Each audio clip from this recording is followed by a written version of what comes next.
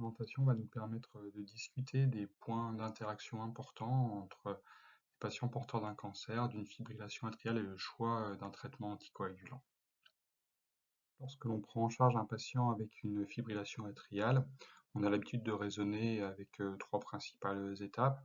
La première, c'est d'évaluer son risque cardio-embolique, par exemple par le score de Schatz-Vasc. Le second, c'est d'analyser son risque hémorragique. On peut utiliser le score de Hasbled. Et on va décider de mettre en place un traitement anticoagulant, le plus souvent par un anticoagulant oral direct. Ensuite, il y a la prise en charge du rythme, où on va discuter des antiarythmiques, éventuellement une cardioversion ou une ablation. En présence d'une comorbidité avec un cancer, d'autres éléments vont devoir être analysés. Le risque de saignement va pouvoir être différent lié à la pathologie néoplasique. La mortalité également induite par cette comorbidité doit être prise en charge et il y aura des interactions médicamenteuses possibles avec les traitements anticancéreux qu'il faudra connaître. Première étape de cette présentation sera donc de discuter du lien entre le cancer, le traitement anticancéreux et la fibrillation auriculaire.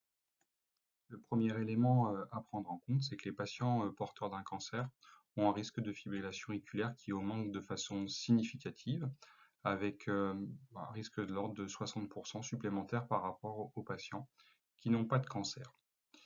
Globalement, tous les cancers n'augmentent pas de la même façon le risque de fibrillation atriale. Ce sont surtout les hémopathies, les cancers digestifs, urologiques, du système nerveux central et ORL qui augmentent de façon significative le risque de fibrillation atriale. Alors, quels sont les traitements qui peuvent induire la fibrillation atriale? Donc, dans cette méta-analyse qui comporte 191 études cliniques randomisées, il y a trois molécules qui sortent de façon significative avec un sous-risque de fibrillation atriale, sont l'ibrutinib, essentiellement utilisé dans les pathologies lymphoïdes, le chlorafabine, qui est utilisé pour la leucémie aiguë lymphoïde, et le ponatimide, qui est utilisé pour la leucémie myéloïde chronique. Il y a également une tendance sur le bortezomib et l'azacitidine. Il y a des limites à ces études randomisées, puisque le nombre de patients est relativement limité. La durée d'exposition aux molécules est moins longue que dans la vie réelle, et les comorbidités sont parfois non représentatives de la population. Donc, ce qui est également intéressant, c'est d'utiliser des données de pharmacovigilance comme la Vigibase, qui comporte beaucoup plus de patients et qui permet d'analyser également cette toxicité potentielle avec un risque accru de fibrillation atriale.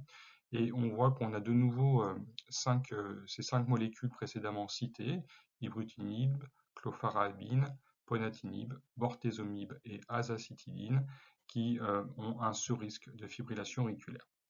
Dans la Vigibase, on a des signaux qui sont aussi démontrés pour d'autres molécules qui peuvent être des chimiothérapies comme les alkylants, les anthracyclines, les taxanes. On a également des hormonothérapies comme la biratérone utilisée pour la prostate, les immunomodulateurs, notamment également les anti-CD20, et enfin l'immunothérapie et le nilotinib pour lequel on observe un surrisque de fibrillation atriale. Donc des données supplémentaires de vraie vie pour lesquelles on peut imaginer qu'il y ait potentiellement un lien de cause à effet. Alors il ne faut pas négliger le traitement du patient et les spécificités de la tumeur parce que la physiopathologie de la fibrillation auriculaire comporte différents éléments, le vieillissement, les comorbidités cardiovasculaires et métaboliques, notamment les facteurs de risque cardiovasculaire, des éléments spécifiques au cancer, qui peuvent être de l'inflammation systémique, de l'hypoxémie, d'anomalies du système nerveux autonome, notamment pour les tumeurs cérébrales, et des éléments autres liés à l'invasion du cancer. Une chirurgie carcinologique peut être peut-être pourvoyeuse de fibrillation atriale, et les traitements anticancéreux également. On a probablement d'autres éléments explicatifs car on voit que certains types de tumeurs qui provoquent plus de fibrillation atriale n'ont pas forcément des médicaments retrouvés comme pourvoyeurs de fibrillation atriale.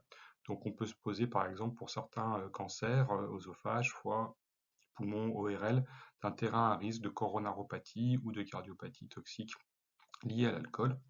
Pour le système nerveux central, l'influence du système nerveux autonome peut également participer. Dans le cadre du myélome, on peut avoir de l'anémie, une maladie rénale chronique associée et parfois une amylose à chaîne légère. Pour l'œsophage et le poumon, il peut y avoir une inflammation locale médiastinale et des chirurgies post-opératoires thoraciques qui peuvent bien sûr provoquer de la fibrillation atriale. Deuxième volet de la présentation est la question de l'arrêt ou de la poursuite d'un traitement anticancéreux en cas de fibrillation atriale qui apparaît au cours du suivi du patient. Voici ce que nous disent les recommandations publiées en 2022 de cardio-oncologie. Elles nous disent qu'en cas d'un patient qui présente un nouvel épisode ou un début de fibrillation atriale sous traitement anti-angineux, eh bien, il faudra prendre en compte, avec une décision partagée avec l'oncologue, la poursuite du traitement anticancéreux, mais que globalement, une EFA, de façon générale, n'est pas une contre-indication à la poursuite du traitement anticancéreux. On va essayer d'avancer un peu sur cette discussion. Donc, dans l'analyse, pour un patient qui fait de l'AFA avec son traitement anticancéreux, il faudra quand même utiliser 3 temps. Le premier, c'est rechercher les facteurs favorisants classiques qui peuvent être présents, notamment l'anémie, la kaliémie, avec une hypokaliémie, les dysthyroïdies, présence d'asepsis ou d'une hypovolémie. Deuxième étape, ça sera d'évaluer la tolérance de la fibrillation auriculaire, qu'elle soit clinique, éventuellement biologique avec les peptides natriurétiques, la fonction ventriculaire gauche en échographie, et avec le Holter ECG, la cadence de l'AFA, éventuellement des troubles de conduction induits. La troisième étape, qui est très spécifique à la cardio-oncologie, va être de rechercher les interactions médicamenteuses potentielles, notamment avec les inhibiteurs de tyrosine kinase, et vérifier que notre traitement anticoagulant ou antiarythmique ne présente pas de trop d'interactions avec le traitement anticancéreux. Et bien sûr, la dernière étape sera de discuter si le traitement anticancéreux est efficace et s'il faut absolument le maintenir pour le pronostic oncologique du patient. Alors, voici un peu les éléments qu'on retrouve en termes de risque de fibrillation atriale et pour lesquels on pourra discuter de l'arrêt du traitement. Donc, c'est des données que je vous ai déjà présentées au préalable. On va faire surtout une analyse plus détaillée pour ces molécules, ibrutinib, bortezomib, immunomodulateur, puis également nilotinib, ponatinib et ipilimumab. Comme ça, ce sont les éléments qui sont rapportés avec le plus d'augmentation de risque de la fibrillation atriale. Tout d'abord, l'ibrutinib. L'ibrutinib utilisé pour le traitement de la LLC et certains lymphomes, est un inhibiteur de BTK. Et dans les essais cliniques randomisés, on voyait déjà qu'il y avait une incidence de 3 à 5% de fibrillation atriale pour des durées de suivi de 18 mois, alors que les patients n'étaient pas spécifiquement screenés pour de l'AFA. Et sur des données à plus long terme, comme vous pouvez voir au centre de la diapositive, on voit que cette incidence peut monter à 10% à 2 ans, 17% à 5 ans. Et si on suit de façon régulière ces patients, notamment avec un suivi cardiologique, on a plutôt l'impression qu'on a plus d'un tiers des patients qui font des épisodes de fibrillation atriale. En cas de FA sous ibrutinib, donc on va rechercher toujours les facteurs favorisants classiques que je vous ai cités au préalable.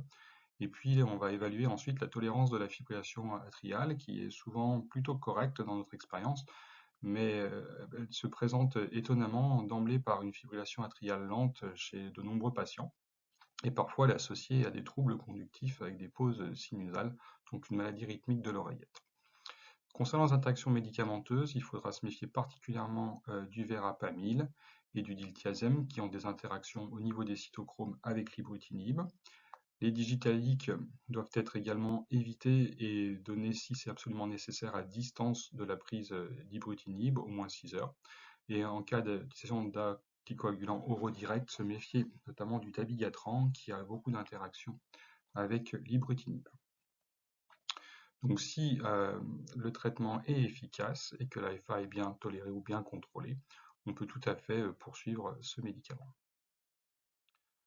En cas de traitement par immunothérapie, on sait qu'il existe de nombreuses toxicités maintenant décrites. La plus gênante est la myocardite. Elle est rare, moins de 1% des patients, mais peut être grevée d'un pronostic sombre. Et il faut savoir que le passage en fibrillation auriculaire peut être parfois un signe de myocardite, donc toujours traquer les signes de myocardite quand un patient passe en fibrillation auriculaire sous immunothérapie. Les autres toxicités décrites sont les vascularites, les péricardites, le syndrome de Takotsubo et les événements coronariens également de façon accrue, notamment pour les patients à risque. Lorsque l'on a une fibrillation auriculaire sous immunothérapie, on ne réinjecte pas l'immunothérapie tant qu'on n'a pas fait le point pour écarter une myocardite. Donc il faut faire dosage de troponine, suspendre l'immunothérapie, rechercher d'autres signes d'auto-immunité, notamment une myosite, une hépatite, une thyroïdite ou une hypophysite, et se donner les moyens du diagnostic en faisant une échographie transthoracique, coroscanner ou coronarographie et IRM cardiaque en fonction de notre probabilité clinique de la toxicité. Et si la myocardite est éliminée et que l'AFA est contrôlée, il n'y a pas de contre-indication à la poursuite de l'immunothérapie. Passons maintenant au traitement du myélome, bortezomib, lénalidomide, pomalidomide. Ces médicaments, qui ont des effets d'inhibition du protéasome, peuvent également provoquer une cardiotoxicité, notamment au niveau myocardique direct et avec également de la dysfonction cellulaire via blocage mitochondriaux. Donc on peut observer de l'insuffisance cardiaque avec ces traitements, mais on peut également observer de la fibrillation auriculaire. La fibrillation auriculaire est notamment fréquente dans le cas du myélome, en cas d'autogreffe, puisque ça monte quasiment à 10% dans les 15 premiers jours qui suivent l'autogreffe. Il faut toujours rechercher des facteurs favorisants, sous-jacents, anémie, présence d'une cardiopathie méconnue, d'un syndrome cardio-rénal éventuel, et rechercher éventuellement l'apparition d'une amylose à chaîne légère si on a des signes évocateurs à l'échographie transthoracique, aller jusqu'aux biopsies, glandes salivaires accessoires, graisse sous-cutanée, endomyocardique, et réaliser une IRM cardiaque, mais il faudra une preuve histologique dans cette situation. Si l'AFA est bien contrôlée, et que les traitements sont efficaces, on pourra autoriser leur poursuite. Nous allons passer maintenant aux inhibiteurs de BCR-ABL, nilotinib et ponatinib, qui sont des inhibiteurs de tyrosine kinase, qui peuvent avoir un spectre de cardiotoxicité relativement varié, notamment l'hypertension artérielle, la fibrillation auriculaire, des désordres potentiellement métaboliques et des épanchements des séreuses. Ils peuvent avoir ces molécules un mécanisme moléculaire d'action directe au niveau des canaux potassiques, mais également des effets pro-athérothrombotiques qui peuvent expliquer certaines cardiotoxicités spécifiques artérielles. Donc, sous ces molécules, quand on a une fibrillation auriculaire, on recherche les facteurs favorisants, anémie, hypertension artérielle non contrôlée, TVPEP. Les apparitions d'anomalies cardiaques doivent être recherchées en échocardiographie, signes de péricardite, de coronaropathie, une hypertension pulmonaire, notamment sous ponatinib. Et notamment en termes d'interaction médicamenteuse, le ponatinib devra être évité en association avec le dabigatran et la digoxine. Donc, si l'AFA est bien contrôlée, on peut poursuivre ces médicaments. Il faut savoir que comme c'est des inhibiteurs de BTK de deuxième ligne, souvent il y a eu un échec des inhibiteurs de BTK de première ligne qui font moins de cardiotoxicité comme l'imatinib. Donc en général, on ne pourra pas revenir sur cette molécule dans ce contexte. Alors le traitement anticancéreux, faut-il l'arrêter ou le poursuivre? C'est un peu une balance bénéfice-risque, hein, comme disait Pierre Corneille. Donc finalement, ça va être toujours une discussion collégiale. Dans la majorité des cas, probablement qu'il n'y aura pas besoin d'arrêter le traitement parce que le traitement pour le cancer sera efficace, il y aura un risque d'évolution et peut-être pas d'alternative thérapeutique, et que finalement notre fibrillation auriculaire sera bien tolérée et on aura un traitement spécifique pour la prendre en charge. On pourra arrêter dans certains cas le traitement spécifique, mais ce sera dans ce cas où il y aura une alternative thérapeutique, un traitement qui peut être inefficace, et que l'AFA sera mal tolérée, ou qu'il y a par exemple un autre effet secondaire sous-jacent comme une myocardite sous immunothérapie. Troisième partie est d'évaluer la balance bénéfice-risque dans ce cadre de cancer en FA pour mettre en place un traitement anticoagulant. Ce qui est notable quand on regarde dans cette série, c'est que finalement, déjà le fait d'avoir un cancer actif ou d'avoir un antécédent de cancer entraîne une sous-prescription d'un traitement anticoagulant de l'ordre de 10 à 15%. C'est-à-dire que le médecin a probablement la crainte d'effets secondaires chez ces patients aux antécédents de cancer. Quand on met un traitement anticoagulant, probablement on craint un risque hémorragique supérieur. Et c'est quasiment vrai pour tous les types de cancers. Qu'il soit actif ou qu'il ait été traité complètement et guéri.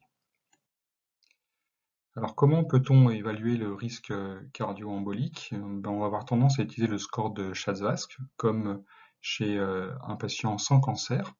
Ce qu'il faut simplement noter dans cette étude, c'est qu'on se rend compte que dès le score Chasles-Vasque 0 et 1, le risque cardio-embolique est beaucoup plus élevé chez les patients porteurs d'un cancer. Le risque est quasiment multiplié par 2 pour des patients qui n'ont pas de cancer avec un score de Chasles-Vasque équivalent. Donc probablement qu'on évalue mal le risque cardio-embolique chez ces populations Chasles-Vasque 0 et 1 qui ont un cancer. La deuxième étape, c'est comment évaluer le risque hémorragique. Alors on voit qu'il y a des situations qui sont particulièrement à risque.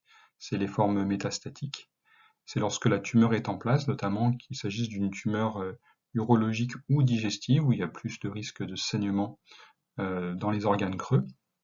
Les patients qui ont également des troubles de coagulation induits par leur cancer, donc c'est particulièrement les hémopathies et les maladies carcinologiques hépatiques.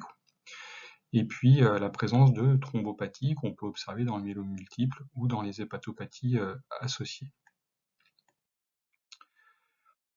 Donc dans cette étude, il a été testé différents scores de risque hémorragique et les plus performants sont le score Hasbled et le score Orbit. Ils font mieux que le score Atria notamment pour évaluer le risque d'hémorragie intracrânienne, donc il est conseillé d'utiliser plutôt le Hasbled et le score Orbit. Vous voyez, les heures sous la courbe sont tout à fait correctes pour ces deux scores. Alors, que proposent les recommandations pour évaluer le risque athérothrombotique et cardio-embolique? Dans le cadre du cancer, vous voyez, c'est TBIP. Donc T pour le risque thromboembolique, on utilise le score Chasles-Vasque, mais on évalue aussi des éléments spécifiques au cancer, notamment thrombocytose et des cancers à risque thrombotique plus élevé. On évalue le risque de saignement, et là on peut avoir des problèmes de thrombopénie, des cancers localisés urodigestifs, est-ce qu'il y a des lésions intracrâniennes, est-ce qu'il y a un saignement déjà actif, est-ce que le patient a une insuffisance rénale sévère, est-ce que son score de Hasbled est élevé. Le I, c'est pour les interactions médicamenteuses, donc attention aux molécules qui ont des interactions au niveau de la PGP et du cytochrome 3 à 4, parce que nombreux traitements, notamment des inhibiteurs de tyrosine kinase, peuvent avoir des interactions à ce niveau-là. Et puis le P, c'est pour le patient. Il faut discuter avec lui la balance bénéfice-risque du traitement. Donc, vous voyez, les seuils sont à peu près les mêmes. Quand on a un Chasles-Vasque à 2, qu'on est un homme, ou à 3, qu'on est une femme, c'est plutôt il faut anticoaguler. Et puis quand c'est 1 chez l'homme et 2 chez la femme, c'est on peut anticoaguler.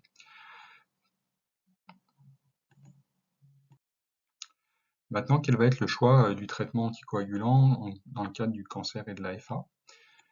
Donc, premier élément à prendre en compte, ce sont les interactions médicamenteuses, notamment quand les patients sont traités par des inhibiteurs de tyrosine kinase. Il y a beaucoup d'inhibiteurs de tyrosine kinase qui augmentent l'effet des AVK et des anticoagulants oraux directs. Et quand vous voyez dans ce tableau, quand il y a une petite étoile, c'est qu'il y a interaction avec la PGP qui va augmenter la distribution des traitements, notamment au niveau encéphalique. Donc on peut imaginer un risque de saignement intracrânien plus élevé. Et puis quand c'est souligné, ça veut dire que l'interaction est significative. Et donc vous voyez, c'est globalement pour le dabigatran qu'on a le plus d'interactions significatives et probablement un risque hémorragique qui va être de ce fait plus important par rapport aux autres anticoagulants oraux directs. Donc quel est le choix potentiel? On peut se poser la question si les HBPM, du fait de l'absence d'interaction, peuvent être intéressantes dans cette situation. Puis en réalité, il vaut mieux pas utiliser les HBPM parce qu'on observe un surrisque d'AVC sous HBPM. On observe également un sous-risque de mortalité sous HBPM par rapport aux AVK ou aux anticoagulants oraux directs. Dans cette étude qui compare les AOD et les AVK, on se rend compte que l'apixaban fait moins saigner et entraîne moins d'événements ischémiques que la warfarine de façon significative, que pour le dabigatran, il n'y a pas de différence significative avec l'AVK, et pour le rivaroxaban également, pas de différence significative avec l'AVK. En cas de très haut risque hémorragique, que proposent les recommandations? De ne pas mettre de traitement anticoagulant, notamment s'il n'y a pas de réversibilité du risque hémorragique. On peut se poser la question de mettre en place une fermeture de l'auricule gauche, avec un niveau de preuve qui est bien sûr très faible dans le cadre des patients qui ont un cancer. Et puis, bien sûr, se dire que si le patient a une prothèse mécanique, c'est un AVK qu'il faudra mettre en priorité. En cas de contre-indication aux AOD, on repart sur l'AVK ou sur éventuellement l'HBPM. Alors pour conclure sur cette présentation, on va reprendre certains points. Donc le premier, c'est que le cancer et son traitement peuvent augmenter la fréquence de l'AFA. Le risque cardio-embolique en cas de cancer, finalement, est supérieur à celui en absence de cancer, notamment pour les scores de Chasles-Vesque 0 et 1, petite méfiance de ce côté-là. Le risque hémorragique est augmenté, notamment pour les tumeurs digestives, urologiques, du système nerveux central et les hémopathies. Et le choix de l'anticoagulant devra plutôt se faire par l'AOD, au-delà de l'AVK, et l'HBPM plutôt en dernière intention quand on ne peut pas utiliser les autres molécules. Je vous remercie de votre attention.